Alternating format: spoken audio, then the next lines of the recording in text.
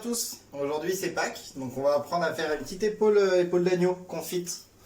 Vous aurez besoin alors d'une épaule d'agneau, agneau français là, qui est super bon. Il a fait environ un peu moins de 800 grammes. Donc là pour deux personnes ça va être quand même pas mal. Vous aurez besoin d'huile d'olive bien sûr, du sel, du poivre.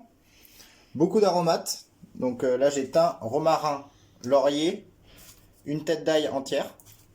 Et là j'ai fait un petit bouillon de légumes à partir de parure d'oignon et parure de carottes. On va venir pour arroser notre épaule d'agneau. On va commencer tout de suite par la préparer. Une bonne quantité d'huile d'olive dessus, dessous, tac. Là je viens de mettre l'huile, bien poivré, les deux faces, du sel, bien en mettre partout, je le retourne, tac.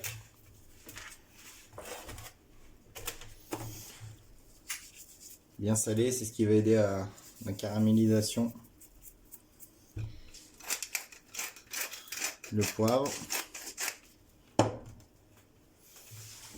On va venir couper notre tête d'ail en deux. Dans ce sens-là. Hop.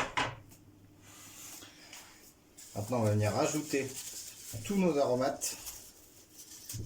En fait, on va former une sorte de petit lit d'aromates. On va poser notre épaule d'agneau dessus pour que tout le goût s'imprègne sur l'agneau. Donc là, je viens mettre pas mal de thym, pas mal de romarin.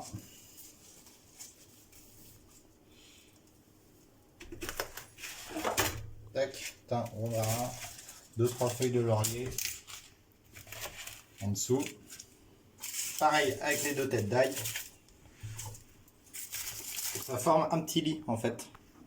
Et là, je viens poser gentiment mon épaule d'agneau dessus. En attendant, on préchauffe notre four. On préchauffe notre four à 180 degrés. On va venir l'enfourner pendant 1 heure au départ.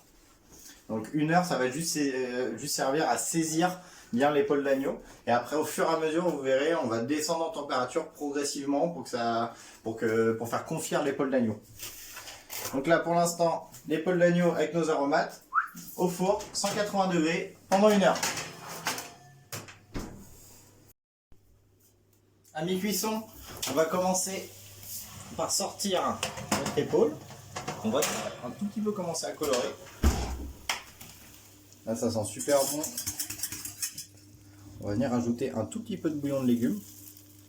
En fait, ça va aider à humidifier nos aromates pour qu'ils développent encore plus leurs arômes. En fait, c'est comme si on venait de les faire un peu torréfier, juste un peu griller pour qu'ils développent leurs arômes. Et là, on va réaliser une sorte de bouillon à base de notre bouillon de légumes, d'arômes. Et la vapeur va s'échapper dans l'épaule d'agneau et va transmettre son goût. Donc le goût d'aromate. Et là, on est reparti pour encore une demi-heure de cuisson à 180. Hop, pour terminer nos 1 heure de cuisson. Du coup, ça fait 1 heure que l'épaule d'agneau est au four. On va voir comment elle est. Donc là, vous pouvez voir, elle commence à être pas mal colorée. C'est assez sympa. Je vais la remettre au four et poursuivre la cuisson encore 1 heure, mais à 150 degrés. Pour que la chaleur pénètre vraiment dans la viande et là qu'on évite un peu la coloration.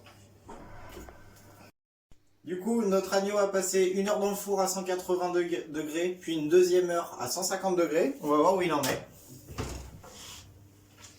Donc là, en fait, il est super. Moi, je suis venu rajouter quelques petites pommes de terre.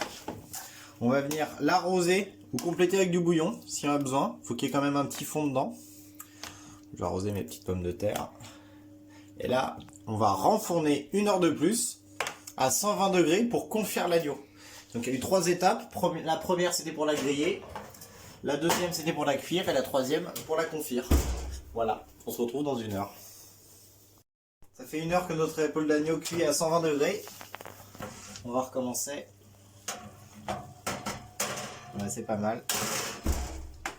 Il y a une belle croûte là, bien croustillante. On sent que c'est assez mou à l'intérieur. Là, on va venir récupérer tout le jus de cuisson qui reste. Et on va le mettre à réduire dans une petite casserole en le filtrant. On vient de récupérer le jus de cuisson. Et là, on va venir le faire réduire à fond pour qu'il réduise d'environ de 2 tiers.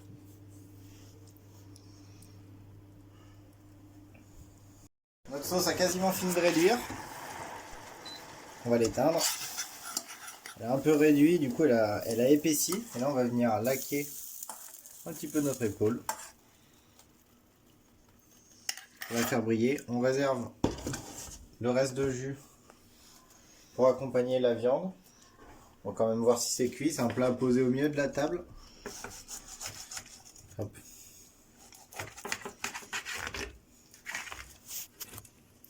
Voilà, super. Il y a une belle cuisson.